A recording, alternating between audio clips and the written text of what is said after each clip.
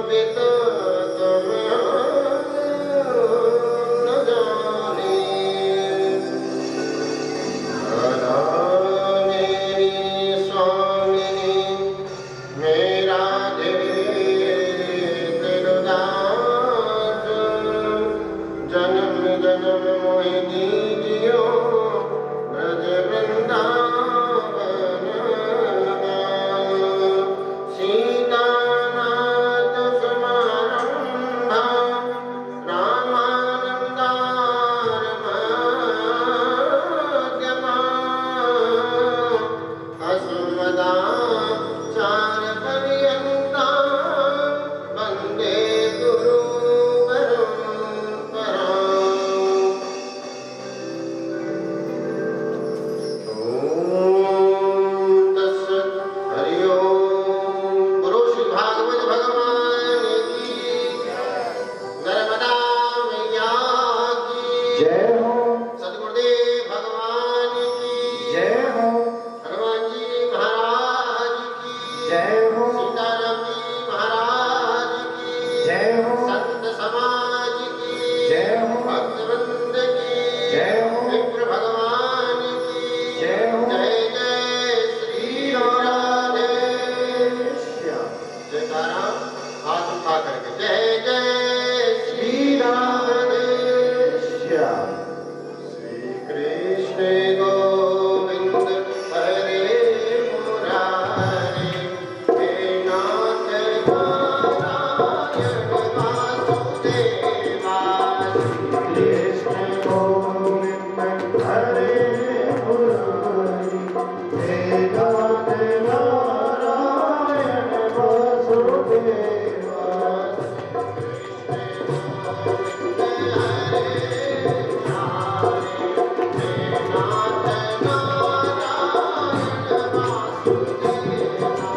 श्री कृष्ण गोविंद हरे मुरारी, हे नाथ नारायण वासुदेवा।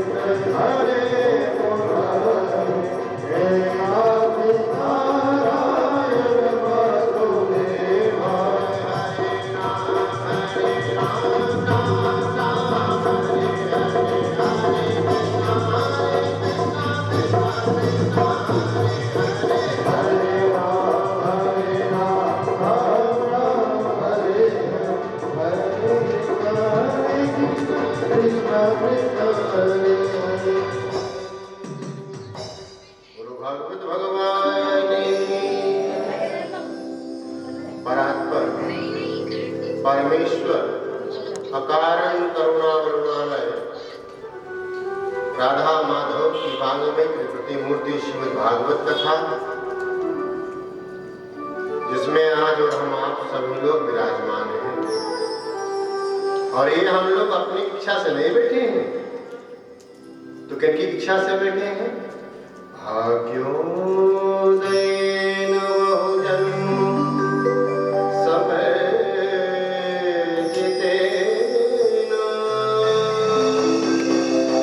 सत्संगमं च लभते पुरुषो यदा। तो ये हमारे अनेक जन्मों का जो भाग्यों का उदय होता है, पुण्यों का सजन होता है, तब जाकर के ऐसे महान उत्सव प्राप्त होते हैं। बोलो राधे राधे राधे राधे। आज हम लोग श्रीमद् भागवत के सप्ताह पारायणी में विराजमान हैं और ये कार्यक्रम पूज्य चरण श्री, जो कि हमारे मूर्धन्य त्याग श्रोमणी वैभव संपन्न विदुष योग्य धैर्यवान और अपने आप की प्रतिभा में सुयोग जाने योग्य ऐसे श्री पूज्य पंडित जी महाराज, उन्हीं की स्मृति में पूर्ण वार्षिक स्मृति में श्री सुखराम जी शर्मा जी लिमोनी जी के सुस्मृति में सुंदर आयोजन किया गया। और ये उनके भाग्य के कारण हमारा भाग्य प्रबल हो गया कि जो हमें ये अवसर प्राप्त हो। आगे आप श्रवण करेंगे, नारद जी ने सनकादिक मुंह से बहुत प्यारी स्थिति कही कि महाराज ये हमारा भाग्य तो आप जैसे महापुरुष हमें प्राप्त हो गए। तो ये पूज्य पंडित जी की भाग्य क्या कहे, हमारा भाग्य है जो उनकी अनुकंपा और कृपा, जीते जी तो उन्होंने हम लोग को सुख दिया ही, वरुणों प्रांत भी सुख का प्रदान कर रहे हैं। बोलो श्री राधे। तो ऐसे पूज्य पंडित जी के चरणों में हम व्यासपीठ से बारंबार प्रणाम। आइए हम लोग कथा में अवलोकन करें, क्योंकि राहुल भैया ने भी हमारे जो परीक्षित स्वरूप है बहुत तन मन से मुख सेवा की। हमारी मैया आप सभी ने और आप सभी समाजवादी बहुत सुंदर कार्यक्रम में सहयोग प्रदान कर रहे हैं। आइए हम लोग, आज समय विलंब है क्योंकि तो कल से नृत्य हम लोग 1 बजे आरंभ करेंगे, तो आप लोग पधारेंगे, ये हमारी आप सबसे प्रार्थना है। आइए हम लोग सच्चिदानंद रूपाय विश्वोत्पत्त्यादि हेतवे तापत्रये विनाशाय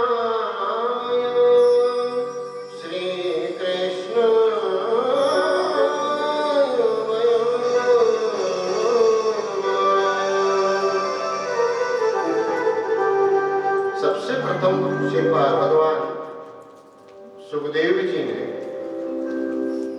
परम सुंदर श्लोक को गाया। सतचित घन आनंद घन सच्चिदानंद, जो संसार में सर्वव्याप्त है, परमात्मा सच्चिदानंद है। सत, चित और आनंद। विस्तार यदि हम दें तो सत्य क्या है? धर्म न दूसर सत्य समान,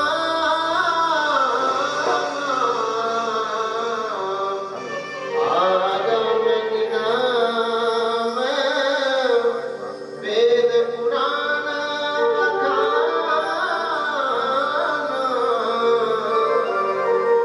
और स्वामी तुलसीदास जी मानस में सत्य की वर्णना करते हैं। सत्य पर चलना ही परम धर्म है। दूसरा चित्त, चित्त कैसा हो? तो भगवान में समर्पित। मन जो हमारा है, मनी राम केवल भगवान में समर्पित। और आनंद की तो कहना ही क्या, महापुरुष विराजमान है।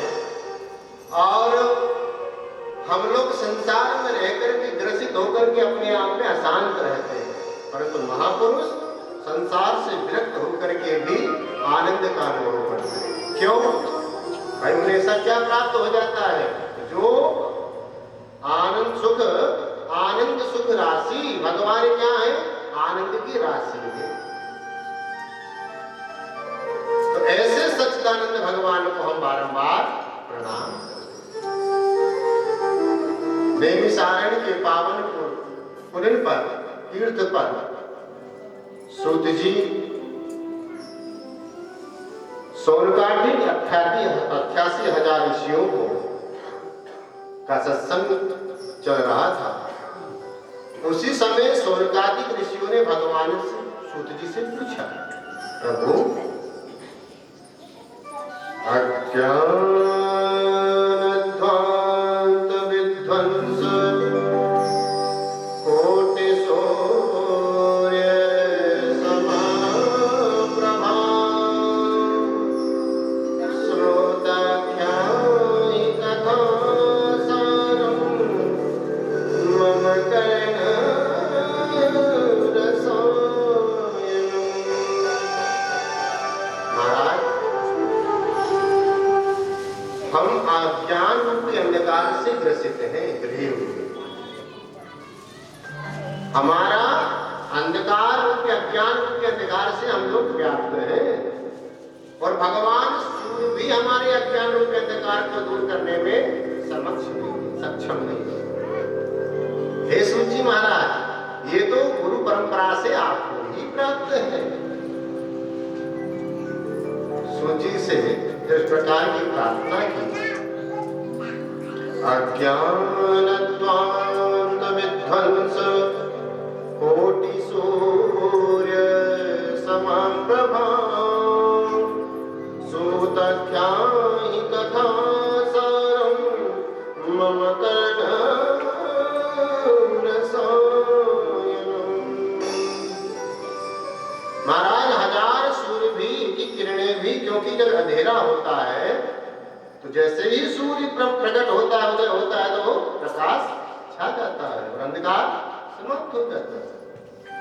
ऐसे ही है सूत जी महाराज, आप पर पूज्य गुरुदेव व्यास जी की असीम कृपा है।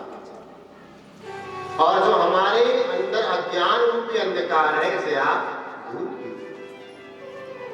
महाराज, हमारा प्रश्न है कि जीवन में भक्ति, ज्ञान और वैराग्य कैसे बढ़ाएं? तब श्री भगवान कहते हैं, सुनो, भक्ति, ज्ञान और वैराग्य को बढ़ाने के लिए भगवान के चरणों का आश्रय लीजिए। जो भगवान के चरणों का आश्रय लेता है, हे ऋषियों, उसकी भक्ति, ज्ञान और वैराग्य तीनों पुष्ट हो जाते हैं।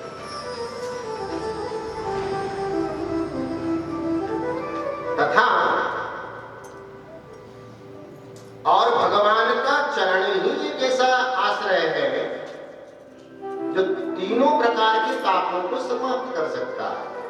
देहि के देवी के भौतिक तापा, देहि के देवी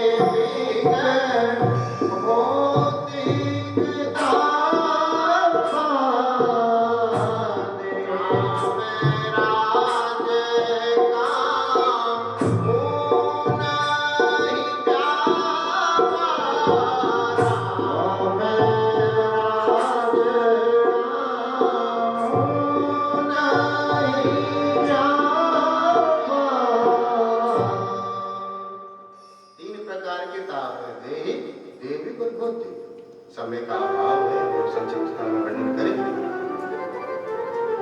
तो सूत जी कहते हैं, सोनकादिक ऋषियों, जो भगवान की चरण शरण ग्रहण करते हैं उनके तीनों प्रकार के ताप समाप्त हो जाते हैं। अतः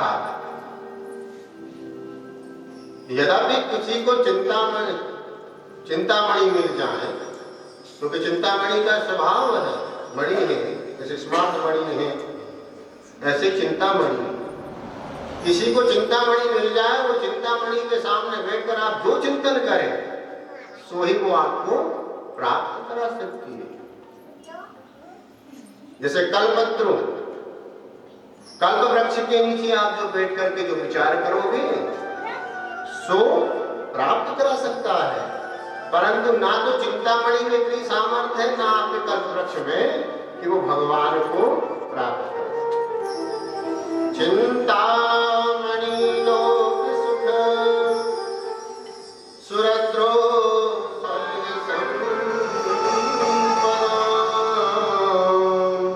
प्रयच्छति गुरुवेदो वैकुंठं योगी दुर्लभः।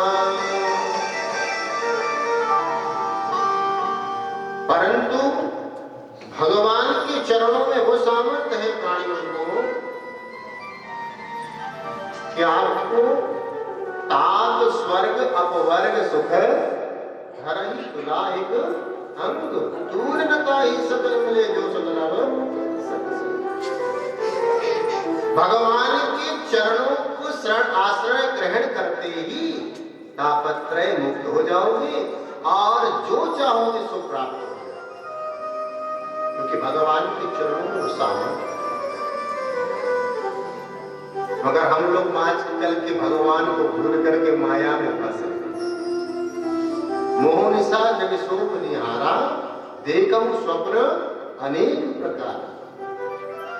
भैया आज बंगला हो जाए, कल मोटरसाइकिल हो जाए, बड़ी एरोप्लेन हो जाए, परंतु किसी के साथ देने वाला बताओ कोई एक आदमी लेके गया हो मुझे यहाँ से, कोई लेके नहीं जा सकता। इसलिए क्या करें, भगवान का चिंतन, भगवान का मनन करें, भगवान के चरणों का आश्रय। क्योंकि भगवान श्री कबीर जी कहते हैं, श्वास श्वास पर श्वास भज वृथा श्वास जन खोए,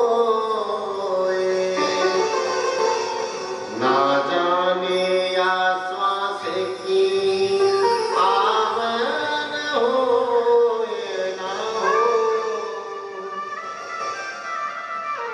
क्योंकि हमें तो वहां से गिनती की मिली है, वहां एक ज्यादा नहीं हो सकती, कम नहीं हो सकती, जितनी मिली है सो सीमित मिली है। अब चाहे हम इसमें लगा दें, चाहे सोने में लगा दें, खेलने में लगा दें, पत्ता खेलने में लगा दें, चौपड़ के पासे फेंकने में लगा दें, या फिर अभी तो आप जैसे भक्त यहाँ आकर के हरि भजन राधे, ये भगवान की मत को यदि आप चरणों में जाते हो तो मत शुद्ध हो जाते, क्योंकि भगवान मिलते किसको हैं? भगवान उसे मिलते हैं जिसके पास ये 6 चीज नहीं है। अब आप कहेंगे महाराज 6 चीज तो बड़ी दुर्लभ है। कोई कहे महाराज डॉक्टर के पास गए, भैया एसिडिटी हो गई, अब एसिडिटी तुम दवाई खाओ समाप्त हो जाएगी, समाप्त तो होने वाली नहीं, बस कंट्रोल हो सकती है। क्या क्या है? भगवान गोस्वामी तुलसीदास जी का जो ग्रंथ है अलौकिक है साहब, उसमें एक बार आप वाहन करके तो देखिए, मानस जीवन सहज जाएगा सब। क्या है? निर्मल मन जन सोहि पावा, निर्मल जन सोहि पावा। परंतु इससे पहले भगवान ने एक शर्त रख दी। क्या? कैसे पाओगे? मोहे कपट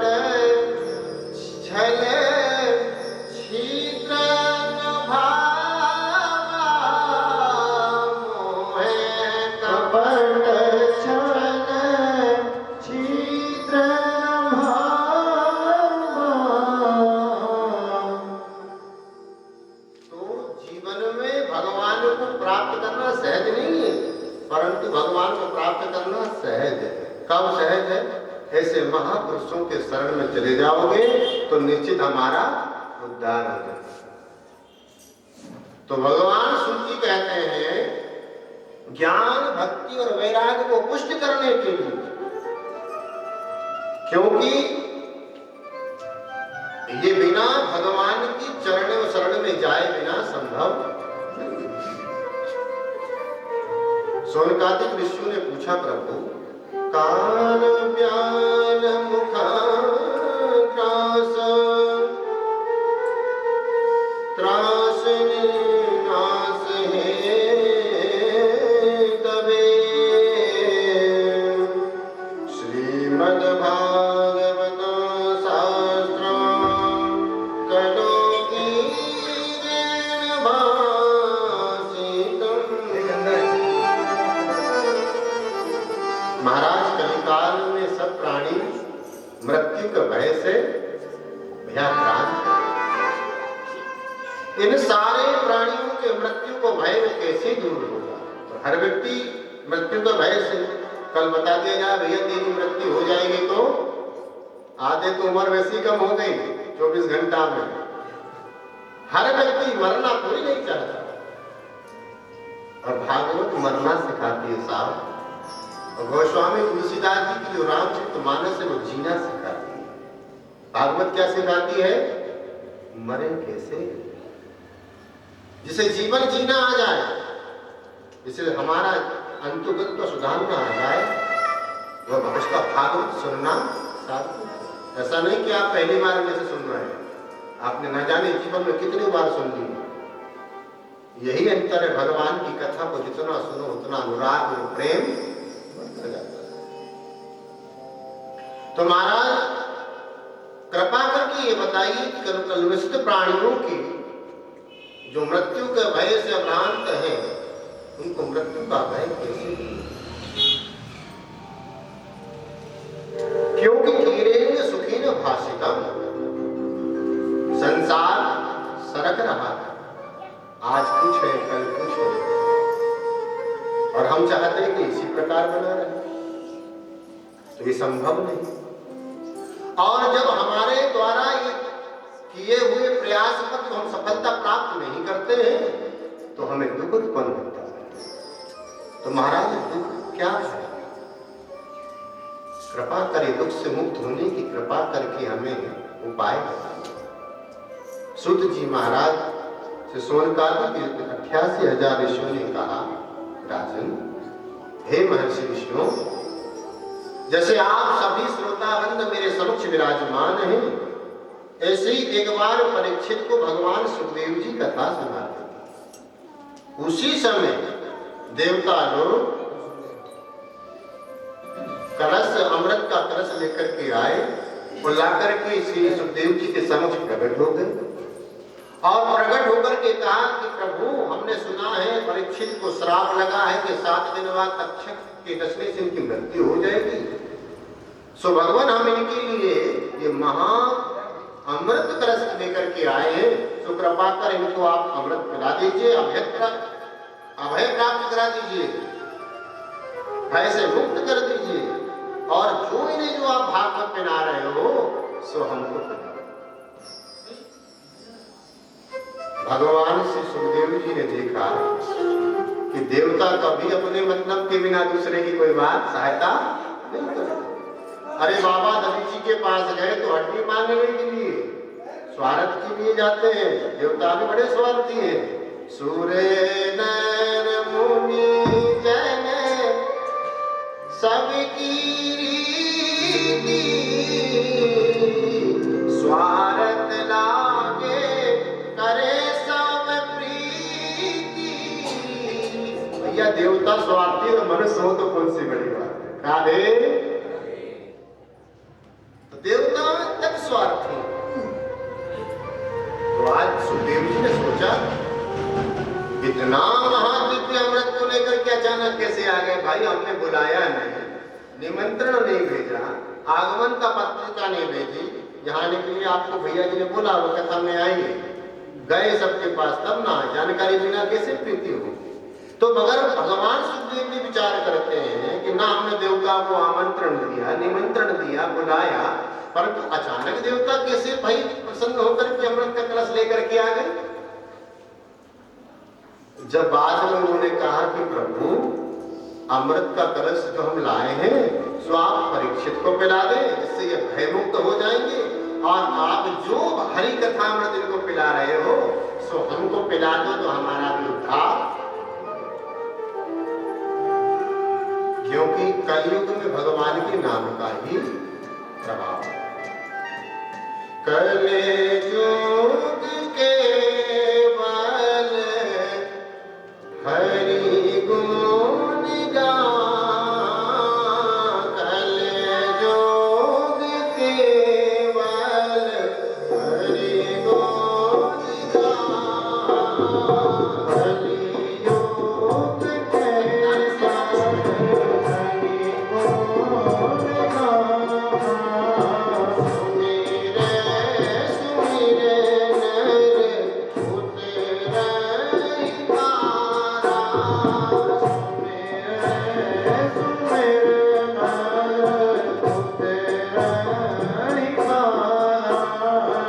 कलयुग में केवल भगवान के गुणों का प्रधान है, भगवान की महिमा है ना। सूत जी महाराज सोनकादित्य से कहते हैं, ऋषियों जैसे ही सुखदेव जी के समक्ष प्रकट हुए तो देवताओं को भगवान सुखदेव जी ने फटकार कर भगा दिया। अभक्तांश तास्य विज्ञाय नरदोषी कथा, अभक्त समझकर भगा दिया। क्यों? तुम ठगिया, तुम ठगने आए हो। यदि श्रद्धा से मेरे समक्ष आते तो जैसे मैं इनको पिला रहा हूं तो भी बात पिलाता। अभी तो तुम सौदागर हो, तुम श्रोता नहीं, क्योंकि श्रोता होते तो प्रेम विनय प्रार्थना के साथ आते, तुम तो व्यापार करने आए। सुखदेव जी ने उन्हें फटकार कर भगाया। रोते रोते गए ब्रह्मा जी के पास। ब्रह्मा जी से बोले, प्रभु बतलाइए क्या भागवत इतना महान है कि जिसमें ब्रह्मा सुखदेव जी महाराज ने हमें फटकार कर भगा दिया और अमृत की अपमान कर दिया। ब्रह्मा जी ने कहा चिंता मत करो, पहले देखो परीक्षित का क्या है। मेरे साथ दिन तक भागवत सुनो, ऊपर से दर्शन करो, देखते हैं परीक्षित का क्या होता है। क्व सुधा क्व कथा लोके, क्व क्वच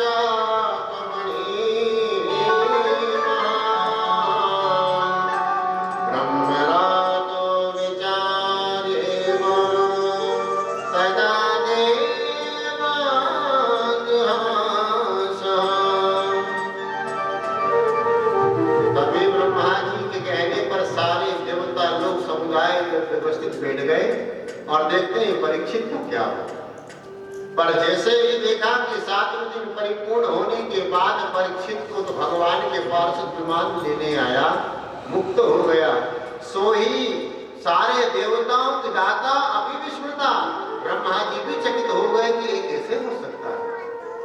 तो तुरंत उन्होंने तराजू दिया। एक तराजू के पड़ने पर तो सारे धर्मों को रखा, शास्त्रों को रखा, और एक तराजू के पड़ने पर भागवत महारूपी लघुन्यानानि जातानि गौरवेण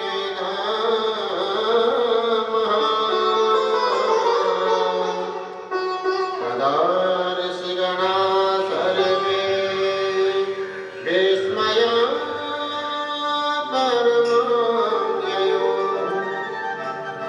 देखा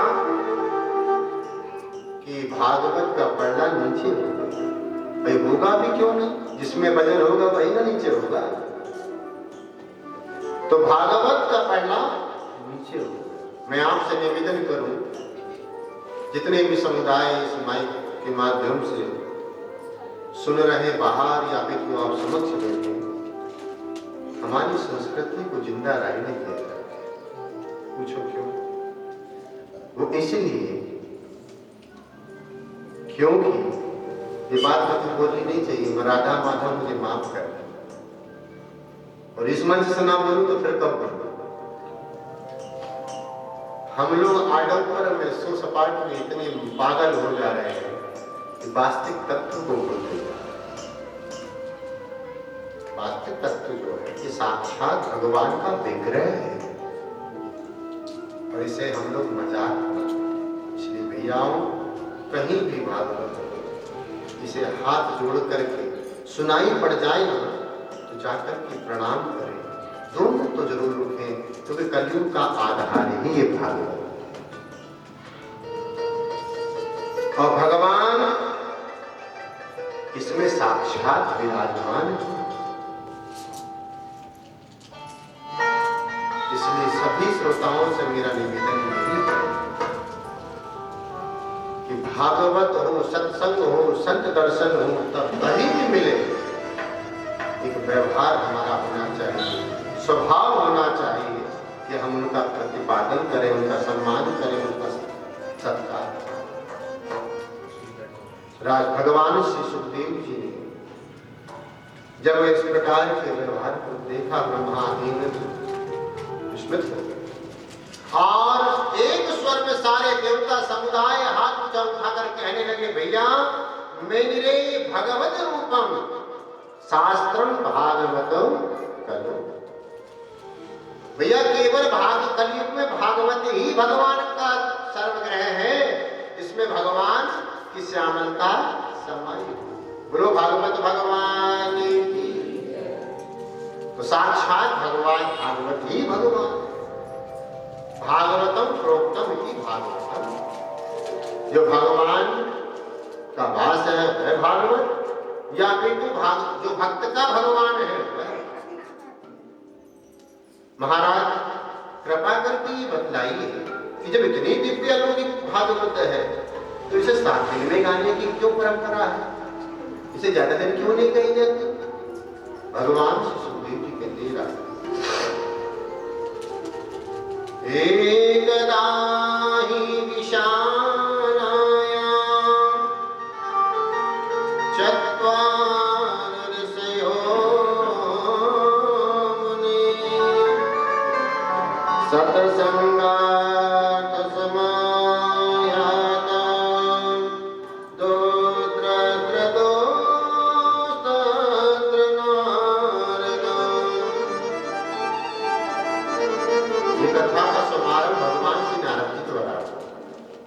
बोले महाराज हमने सुना नाराज जी 2 घड़ी ज्यादा कहीं टिकते नहीं, और जैसे नाराज जी 2 घड़ी ज्यादा टिकते नहीं तो उन्होंने 7 दिन भागवत कैसे सुन ली?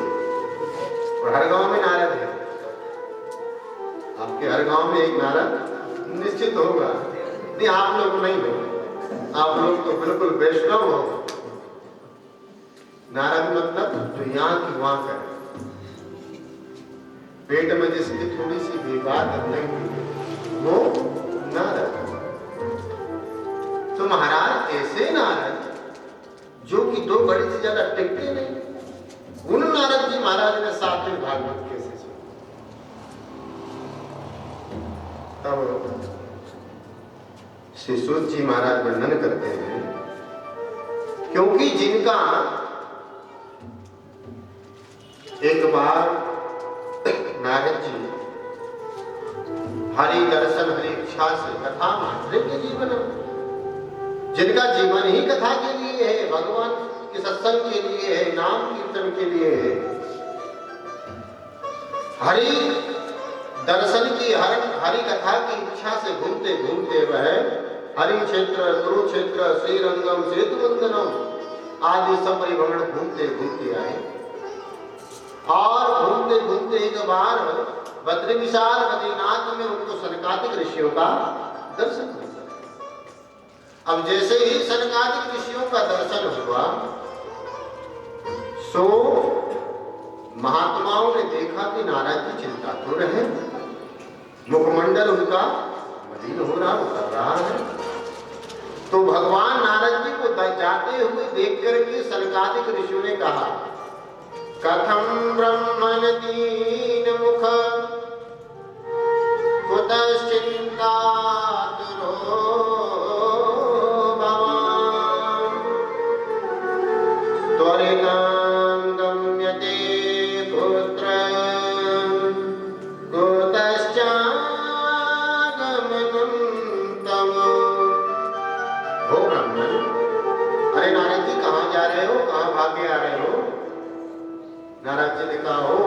प्रभु आपके दर्शन हो गए। अरे महाराज, तुम्हारा मुखमंडल तो बड़ा मलिन दिखाई पड़ रहा है। भजन वजन तो ठीक से हो रहे हैं, अब महात्माओं के पास जाओगे तो क्या पूछोगे? यही ना पूछोगे प्रभु भजन तो ठीक चल रहा है, ये तो नहीं पूछोगे भगवान कैसे हो। भजन ठीक ठाक तो चल रहा है, क्योंकि समस्त की चिंता करने वाले, संसारियों के चिंताओं को दूर करने वाले आज स्वयं महात्मा के चेहरे पे चिंता है। महाराज ये कैसे? तो नारायण जी ने हाथ जोड़कर प्रभु को पहले प्रणाम किया। प्रभु आपको बारंबार प्रणाम। तो सौनकादिक ऋषियों ने पूछा क्या कारण है बताइए? क्योंकि महाराज गतवित्तो यथा जल, क्योंकि आपके पास तो कोई कुटिया भी नहीं है कि महाराज तो कोई हर ले, कोई चुरा ले, आपसे छीन ले, और कोई इतना कोष भी नहीं है, भंडार में नहीं चुरा ले जाए तो उस धन के लोभ में आप दुखी हो रहे हो।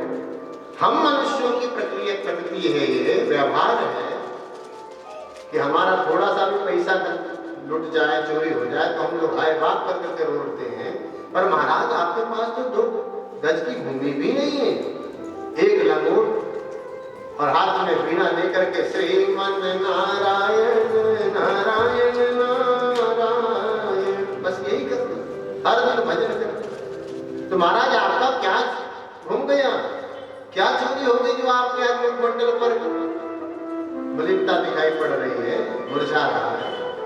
क्योंकि महाराज हमने सुना है कि महात्माओं का तो परम धन क्या है? हमारो धन राधा श्री राधा श्री राधा, हमारो धन। सभी तारीख से भाई को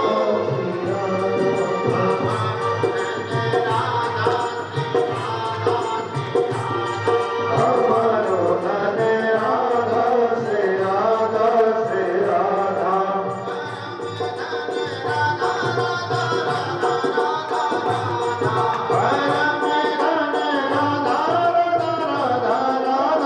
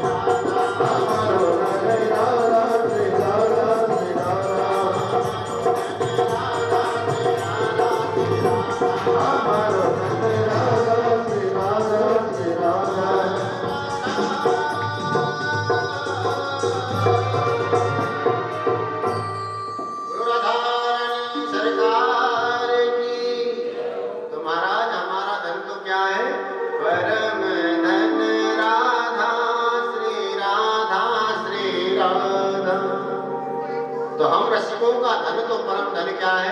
राधा नाम, भगवान नाम है। तो आपका क्या चला गया? सो अब नारद जी अपनी व्यथा गाना शुभारंभ।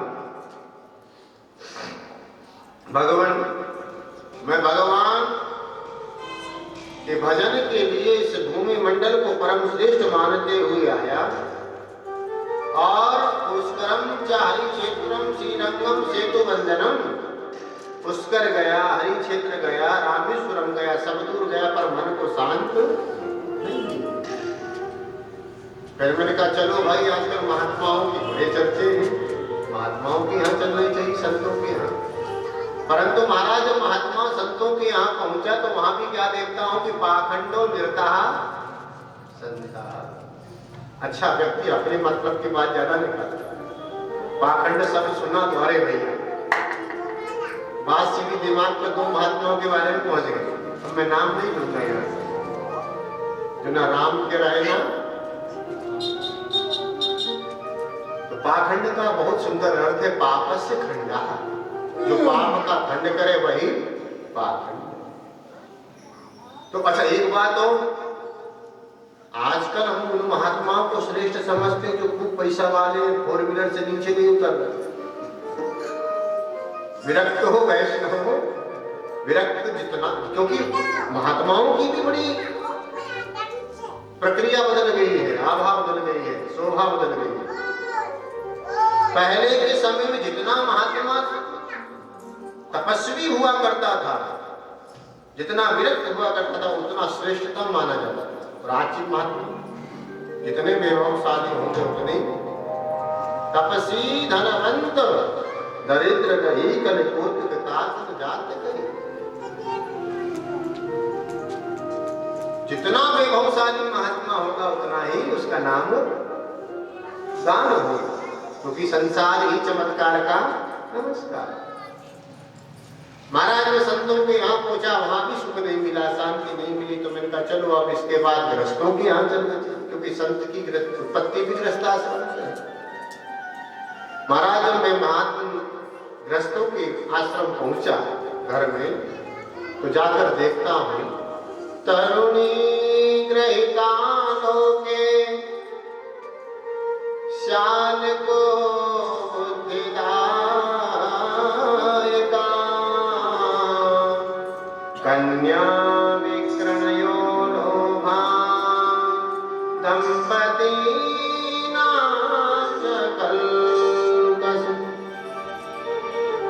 जब मैं गृहस्थों के आश्रम में जाकर मैंने व्यथा देखी कि माता पिता का सम्मान नहीं।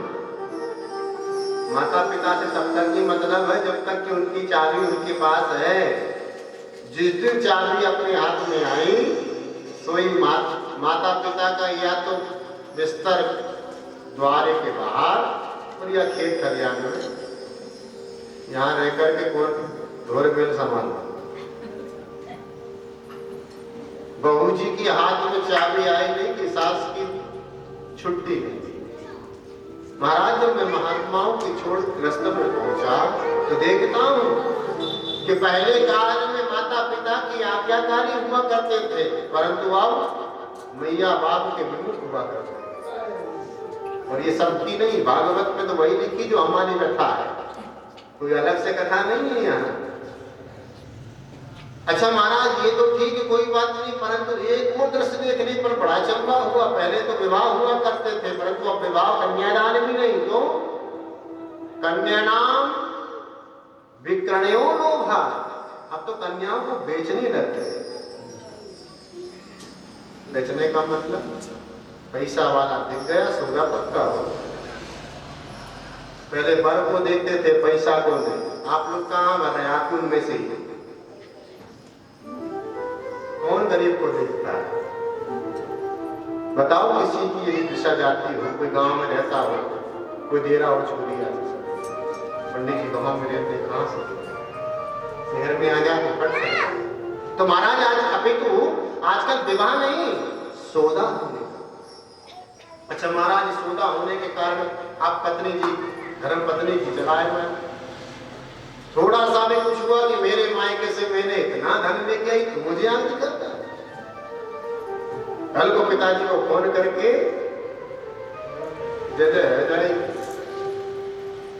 सो इस कन्या विग्रह लोभा दंपति नाम जकल का नाम, उसके कारण मैया आए दिन हमारे घर में तुम होने में कलह मचा।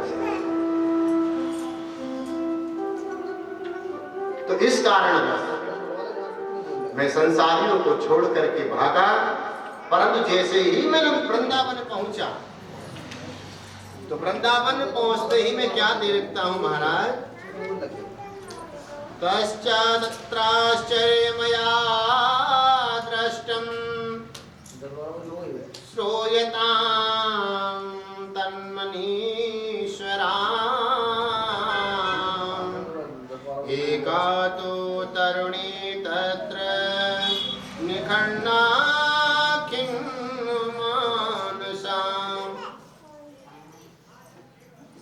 मैं जब वृंदावन में पहुंचा तो वहां मैंने देखा कि एक युवती यमुना पुलिनी के तट पर बैठी हुई थी और रुदन कर रही, रो रही थी, और उसके गोद में दो वृद्ध पुरुष लेटे हुए। मैं चाह करके सोचा जाऊं, परंतु जब मैंने उन महिलाओं के समुदाय को देखा तो मैंने कहा मैं बाबा महात्मा वैरागी क्या करूंगा जाकर। और माताओं का हृदय बड़ा वात्सल्य होता है, कब प्रसन्न हो जाए और कब नाराज हो जाए कोई भरोसा नहीं। तो मैया के स्वभाव को ना जानने के कारण मैं उनके पास नहीं गया। अभी तो जब मैं वापस चलने लगा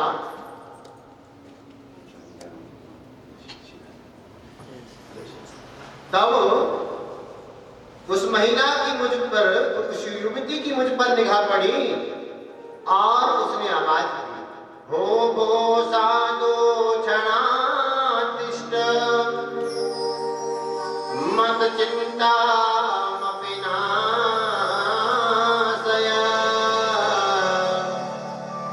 दर्शना तव लोकस्य सर्वदा।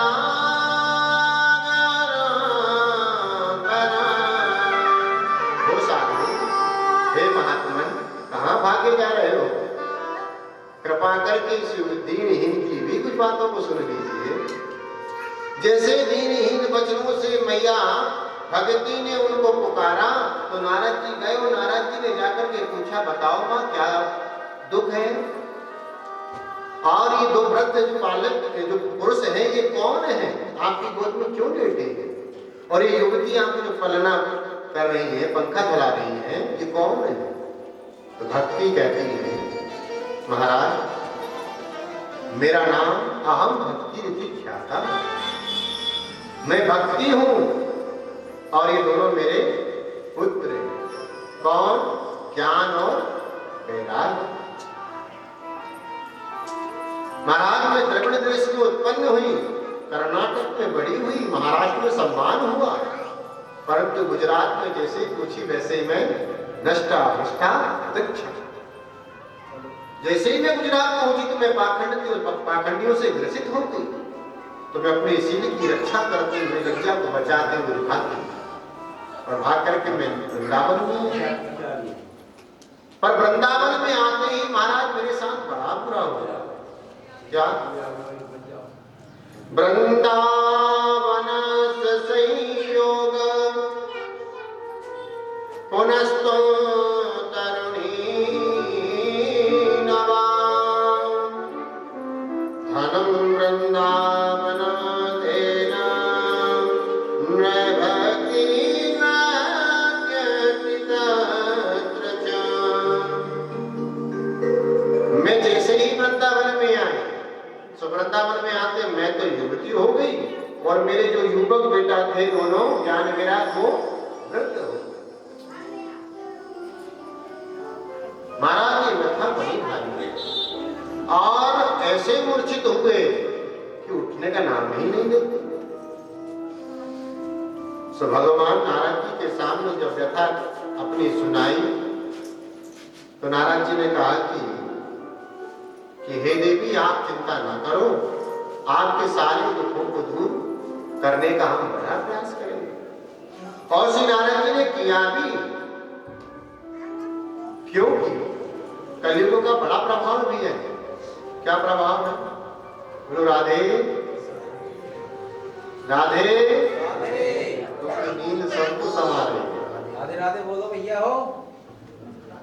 कलयुग का क्या प्रभाव है? जब भगवान श्री नारद जी विराजमान हुए, भक्ति ने पूछा, क्योंकि भक्ति ने कहा कि महाराज यदि इस प्रकार से ये व्यथा रही, ये दुख रहा, तो विदेशे गम्य थे कथा, मैं इस देश को छोड़ करके विदेश चली जाऊंगी।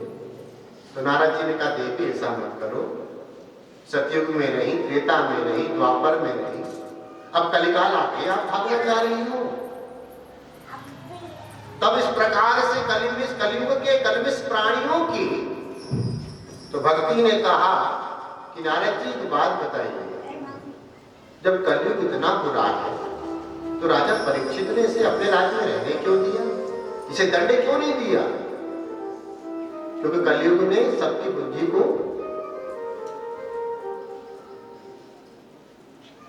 सभी की बुद्धि को कलमिश कर दी, भ्रमितता कर दी। तथैव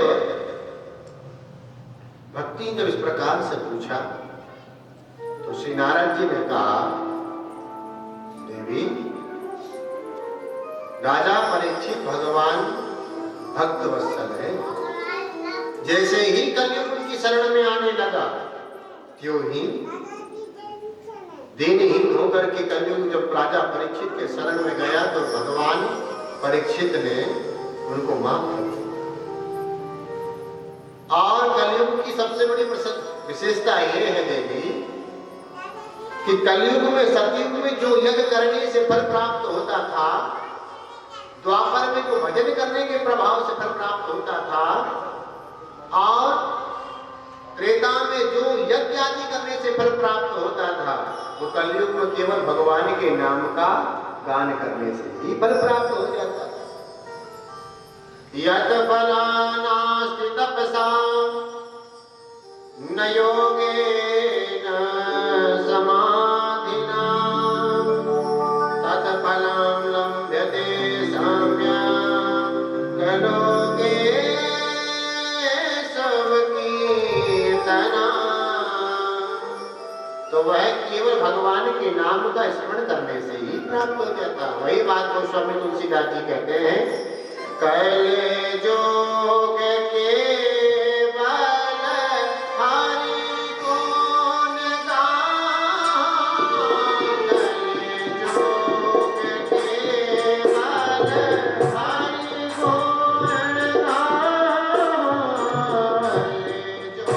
कैले जोग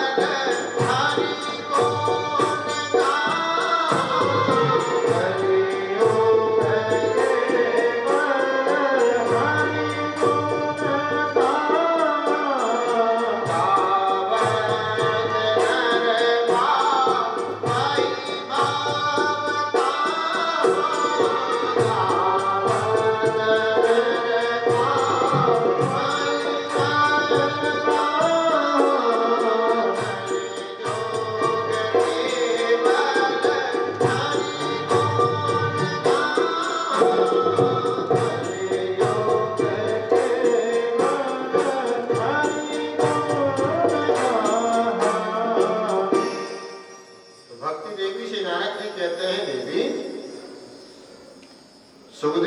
परीक्षित को यही बड़ी सुंदर बात लगी कलयुग की। क्या कि कलयुग में केवल भगवान के नाम से ही उद्धार हो जाता है। इसमें यज्ञ तप यज्ञ तप की जरूरत नहीं, 40,000 वर्ष वेट करके तप करने की आवश्यकता नहीं है, केवल भगवान का भजन करना है। अब भजन में कैसे करना है? चाहे जैसे करते, उठते बैठते चलते फिरते, चाहे जैसे भजन करो, पर भगवान का भजन करना है। अच्छा, भजन करोगे तो क्या होगा? क्या होगा भैया जी? जो विकार है हमारे अंदर, कौन से? कपट, छल, छिद्र, ये समाप्त हो जाएंगे। और समाप्त हो जाएंगे तो क्या होगा? भगवान से प्रीत हो जाएगी, और जब मेरे राधा माधव से प्रीत हो जाएगी तो निश्चित ही हमें भगवान के पद की प्राप्ति हो जाएगी। राधे। इसलिए परीक्षित ने कलयुग को दंडित नहीं किया। भक्ति देवी ने नाना प्रकार से श्री नारद जी के सामने कहा कि हे नारद जी, आप तो वो हो जिसे पाकर के कोई भी हो, जयति जयति माया यश काया नमस्ते, जयति जयति माया यश काया नमस्ते, वचन रचन में नागी समझा कन्हैया, जयति जयति माया यश काया नमस्ते, वचन रचन में नागी समझा कन्हैया, ध्रुव पदम प्रियातो ध्रुव पदम प्रियातो यद कृपातो ध्रुवोया, सकल कुशल पात्रो ब्रह्मपुत्रो नतास्मि, सकल कुशल पात्रो ब्रह्मपुत्रो नतास्मि। मैया कहती है कि हे प्रभु, जय हो हे नारद जी, आपकी सदा जय। जयति जयति माया, आप तो वो हो कि जिनको एक बार आपका दर्शन हो जाए तो भगवान मिले बिना रह नहीं सकता। क्यों नहीं मिल सकता, क्यों नहीं रह सकता? क्योंकि प्रभु हमने आपकी कथा गाथा सुन रखी है। ध्रुवपति में याद, ध्रुव जी कितनी उम्र थी? 5 साल के थे। महाराज ध्रुव ने आपके चरण को शरण ग्रहण करते ही आज ध्रुव लोक उत्तर में दिशा में दीप्यमान हो रहा है, और जिसका आपको शरण ग्रहण प्राप्त हो जाती है वह जीव भगवान के बिना मिले रह नहीं सकता। इसलिए हे नारद जी महाराज, आपकी जय हो, जय। प्रहलाद जी कम संकट जीवन में आए, पर आपको गुरु मनाया, तब से आज सदा प्रहलाद की कीर्ति गाई जाती है। तो हे महाराज, आपके चरणों से जुड़ने के बाद तो निश्चित ही वह परम पद को प्राप्त हो ही जाता है। नाना प्रकार से भक्ति देवी ने नारद जी की स्तुति गाई। अंततः उन्होंने प्रश्न किया, प्रभु ये दुख कैसे दूर होगी? तो श्री भगवान नारद जी कहते हैं, ब्रज के नंद लाला राधा जी के सावरिया, दुख सब दूर हुए जब तेरा नाम लिया। ब्रज के नंद लाला राधा जी के सावरिया, सब ताली से ना करें, सब दुख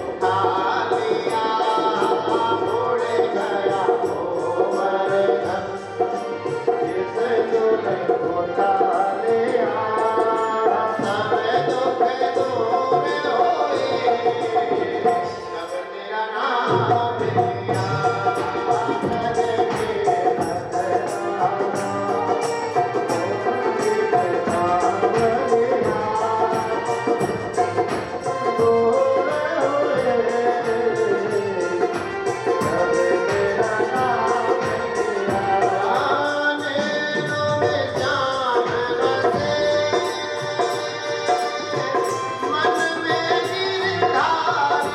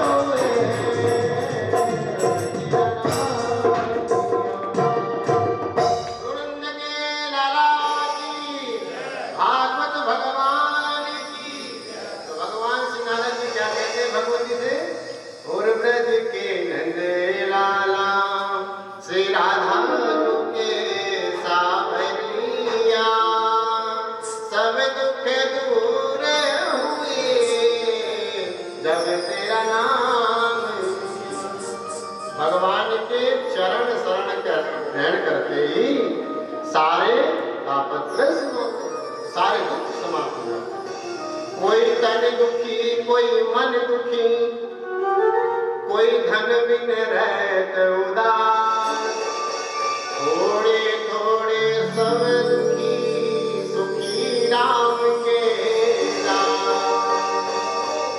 जीवन में हमारे पथों पर चलने वाले महापुरुषों को देखकर सीखो। एक पंक्ति गाऊंगा, मैं आपको सुनाता हूँ, आपको भजन नहीं गाऊंगा। सत्संगत से प्यार करना सीखो जी, सत्संगत से प्यार करना सीखो जी, जीवन का उद्धार करना सीखो जी। काम क्रोध मद लोभ घेर के बैठे इन सबको, क्या है हम लोग के साथ? काम भी है, मद भी है, लोभ भी है, ये सब मैया हम घेर बैठे हैं। काम क्रोध मद लोभ ये सब हमको है घेरे बैठे, इनसे छुड़ा कर जी लो जी, और सत्संगत से प्यार करना सीखो। तो भैया संसार में वही सुखी है जो भगवान के भजन में। कोई तन दुखी, कोई मन दुखी, कोई धन बिन रहत उदास, थोड़े थोड़े सब दुखी, केवल सुखी राम के। राधे। तो भगवान श्री नारद जी ने बड़ी महिमा सुनाई। आखिरी में ज्ञान और वैराग्य को पुष्ट करने के लिए, उनकी सुषुप्त अवस्था को जागृत करने के लिए क्या किया? गीता पाठे मुहुर्मुहुः, गीता का पाठ सुनाया, वेदों की सुक्ति सुनाई, सुक्तियां सुनाई, पर प्रवीण लाभ नहीं हुई। चिंता तो हो गई। भगवती ने कहा प्रभु आप तो बड़े दावा ठोक रहे थे कि हम अभी उनको चेतना से जागृत कर देंगे, पर इनको कोई लाभ नहीं मिला। तभी नारद चिंतित हुए, तभी आकाशवाणी हुई, हे नारद जी, व्योमवाणी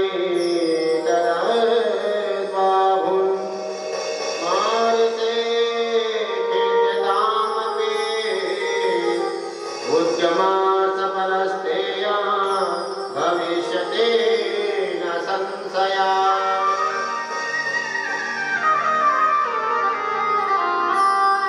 यदि ज्ञान और वैराग्य को तुम जगाना चाहते हो, इनके दुख को दूर करना चाहते हो भगवती की भक्ति के, तो उद्यम करो, सत्कर्म करो।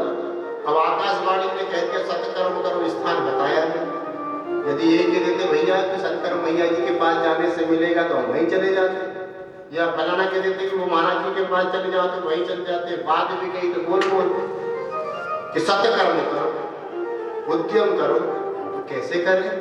क्या हम जो गीता का पाठ सुना रहे थे ये सत्कर्म नहीं था? वेद का जो हम पारायण करा रहे थे सत्कर्म नहीं था? सत्कर्म है। उसी सत्कर्म को ढूंढते ढूंढते महाराज मैं आप घूम रहा था, तभी आप महापुरुषों सनत कुमारों का दर्शन हो गया। महाराज आज तो मेरा सारा लोक पावन हो गया। गुरु भक्त वत्सल भगवान। तो भैया अभाग्योदय न बहुजन न समय देना, सत्संगम चलवते पुरुषो यदावे।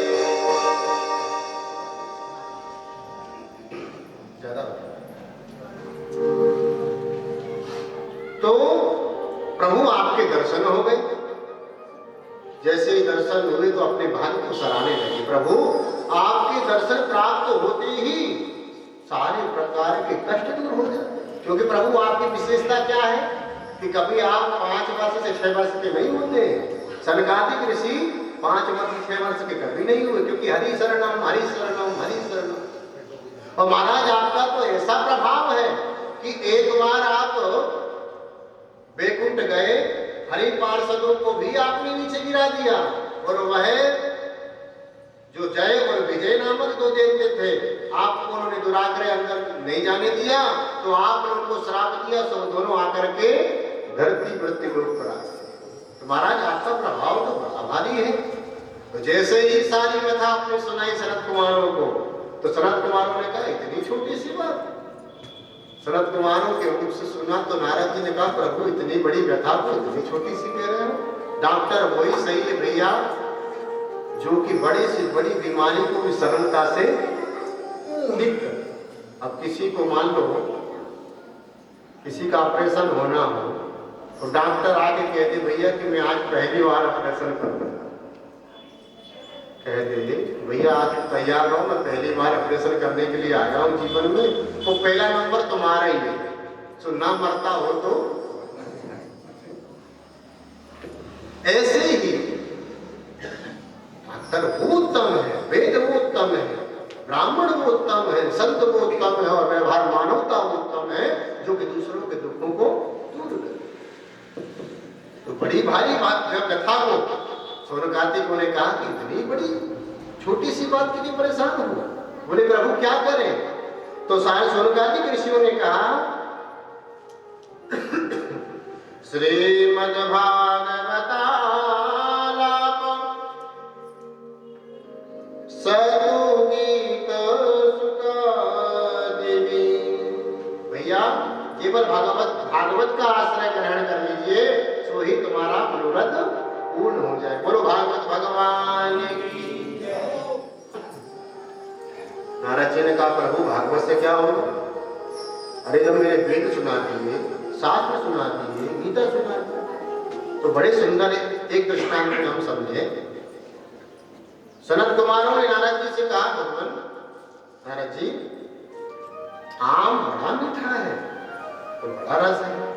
अब कोई बड़ा विचार करे कि आम इतना मीठा है तो आम का वृक्ष कितना मीठा होगा, और आम को तो करे एक साइड, आम को एक साइड रखने के बाद चला जाए वो वृक्ष में अपने दांत लगा करके स्वाद लेने लग जाए, तो बताओ आप लोग एक भी दांत रहेंगे क्या? वो आम के वृक्ष से वो रस प्राप्त हो पावेगा जिंदगी पर्यंत।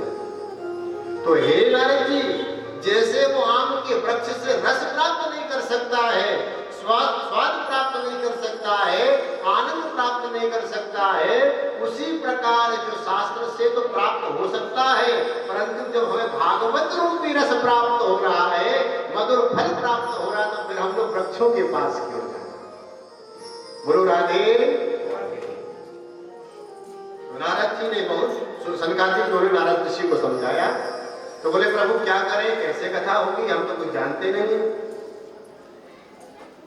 नारद जी पक्का बाबा के पास कहाँ पैसा रखे, कहाँ टेंट लगाने के, मंच बनाने के पैसा।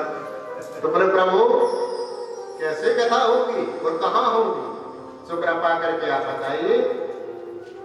तब बद्रीनाथ में विचार चल रहा है और हरिद्वार में कथा करने का विचार चल रहा है। तो आए और हरिद्वार में आनंद तट पे सुंदर रेती के मंच बनाया। सनत कुमार आए और सनत कुमारों ने आकर के सुंदर कथा का अवलोकन आरंभ किया। श्रीमन नारायण नारायण नारायण,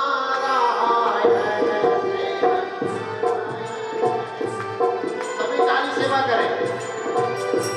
श्रीमन नारायण नारायण नारायण, श्रीमन श्रीमन नारायण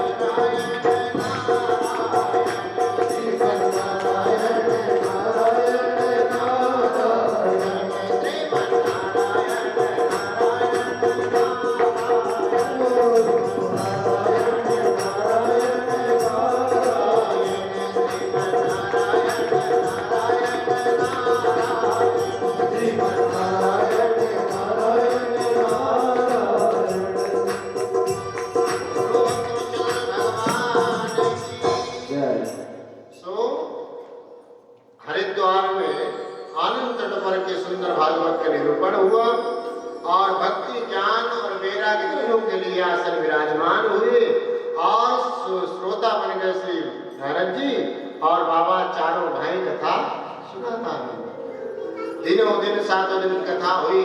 उन्हीं समक्ष श्रोताओं के समुदाय में भगवती दादा तैया करते हुए नाचने लगी। बोलो भक्ति मैया की। भक्ति सुतो तो तरुणो गृहीत्वा, भक्ति सुतो तो तरुणो गृहीत्वा, भक्ति सुतो तो तरुणो गृहीत्वा,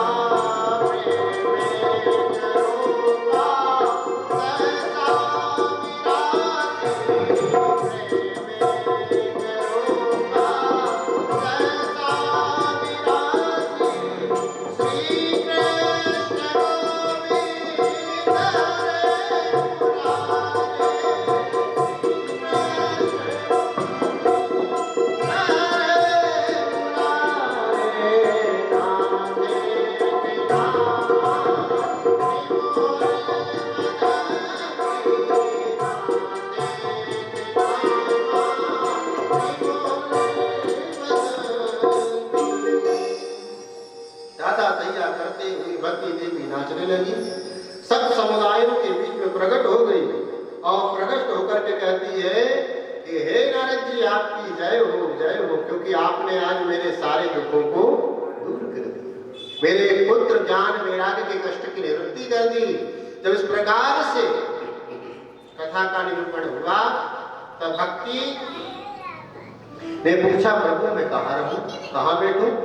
तो भगवान सुखदेव जी कहते हैं, देवी कथम प्रविष्ट कथमागते मध्ये मुनिनामिति कर्तयन्त, सकल भुवन मध्ये निर्गतो विधन्या निवसति हृदयेषां, श्रीहरे भक्तिरेका। हे देवी, जाओ सारे सकल भक्तों के हृदय में हम बस।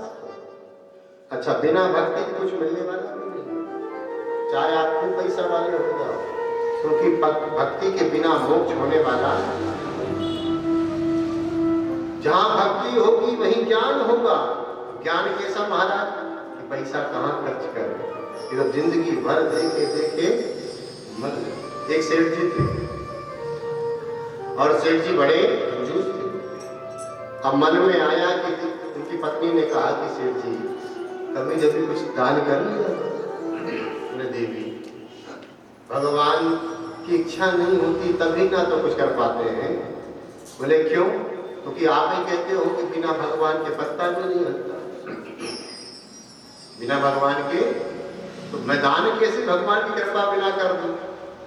तो बोले नहीं, आज तो आप सेठ जी जाइए, क्योंकि कुंभ है और कुंभ में दान करने का काम है। तो अब सेठ जी देवी जी के दुराग्रह को नहीं उतरा पाए। गए और जाकर के भगवान श्री के मंदिर के समक्ष खड़े हुए। अब जब खड़े हो गए तो अपने हाथ में 10 पैसा लेकर के खड़े हैं। बड़े भारी सेठ हैं और मुट्ठी को बांधे रखा है। लाइन में जैसे जैसे कतार बढ़ते जाती है, खोल खोल के देखते जाते हैं, फिर मुट्ठी बंद कर लेते। थोड़े बाद जब भगवान के समक्ष पहुंच गए और जब चढ़ाने की बारी आई तो बोले एक बार तो देख लूं, जिंदगी में दूसरी बार नहीं मिलेगा। तो सेठ जी ने जैसे ही देखा कि तो रोने लगे कि हे भैया, तू भी चाहता है कि मैं तुझसे दूर ना हूं, क्योंकि मुट्ठी बंद करी तो पसीना आ रहा था। आप बुद्धिमान समझा कि ये पैसा रो रहा है कि सेठ जी से दूर जा रहा हूं। तो सेठ जी ने रोते रोते कहा कि तू भैया दूर नहीं जाना चाहता तो कोई बात नहीं, वापस से। तो ये धर्म की ज्ञान कैसे होगा? भक्ति से। और भक्ति के अनुराग होने वाला, इसलिए भक्ति है। तो भगवान श्री नारद जी ने कहा जाओ सकल भुवन मध्य, सभी के हृदय में जाकर के बस। आगे सूत जी से शौनकादिक ऋषि ने पूछा, प्रभु के विशुद्धयन्ति वदन्तु मह्यम, भागवत से किस किस का उद्धार हो सकता है? क्योंकि हमने आगे परीक्षित का सुन लिया, अभी भक्ति के द्वारा ज्ञान वैराग्य का सुन लिया, तो प्रभु ये बताइए कि भागवत को सुन सुनकर किन किन का उद्धार हो सकता है? तो भगवान श्री सूत जी कहते हैं शौनकादिक ऋषि से, प्रभु ये मानवा पापकृतस्तु सर्वदा दुराचाररता विमाना क्रोधान्विता कुटिलस्य कामिना सप्ताहयज्ञेन खलु पुनन्ति ते। हे ऋषियों, ये मानव वह पाप कृतस्तु सर्वदा, जो प्राणी जिंदगी भर पाप किया हो और मर जाए, कोई अग्नि से जल गया हो, कोई क्रोधाग्नि से जल गया हो, किसी प्रकार से दुर्भिक्षता से उसकी मृत्यु हो गई हो, यदि पापाचार परायण हो